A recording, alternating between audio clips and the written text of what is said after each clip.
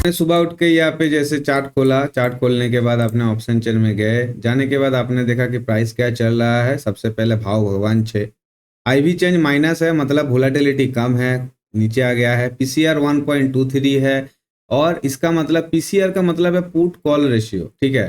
तो पीसीआर अगर 1 से ज़्यादा है तो मार्केट बुलिश होता है, और पीसीआर 1 से कम है तो मार्केट बियरिश होता है। या फिर इसको वाइस वर्सा के हिसाब से कहा जा सकता है कि मार्केट बुलिश है, इस वजह से पीसीआर 1 से ज़्यादा है। मार्केट बियरिश होता तो पीसीआर 1 से कम होता।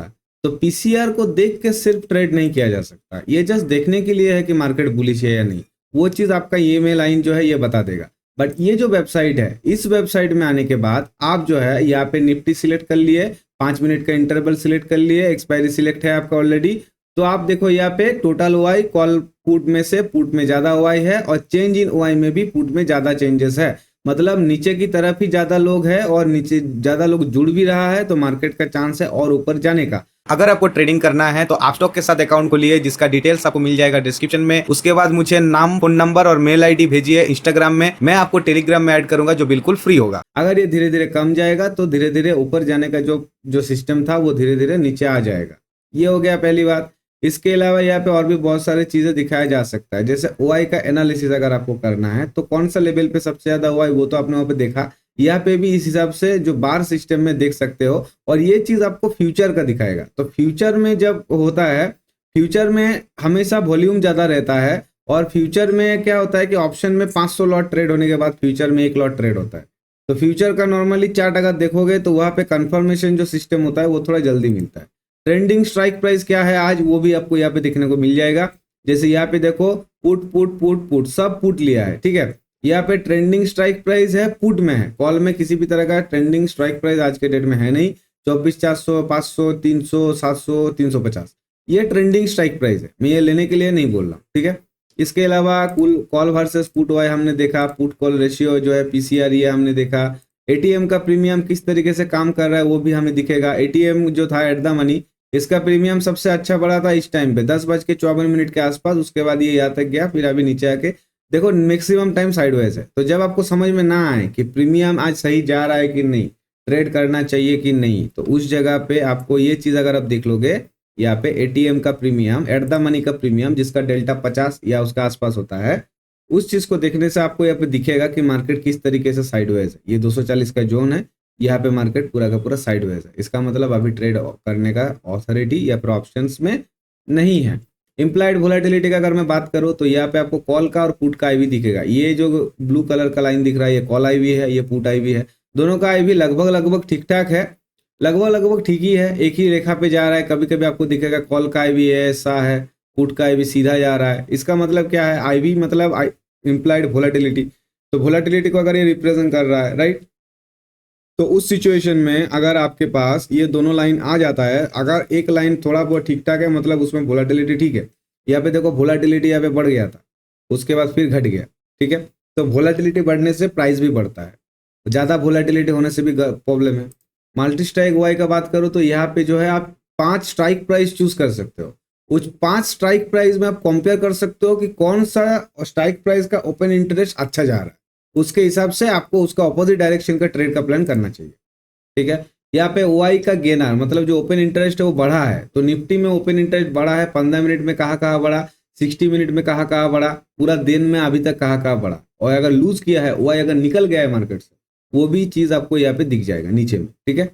इसके बाद अगर प्रीमियम डीके का बात करूँ तो देखो पुट साइड में सबसे ज्यादा डीके है, कॉल साइड में प्रीमियम अच्छा खासा गया है, ठीक है। तो प्रीमियम डीके में आपको ये चीज दिख जाएगा। रेंज स्टार्ट है 24,100 से 24,600 के बीच में, और अभी निफ्टी चल रहा है कहाँ पे, 24,490 के आसपास, ठीक है।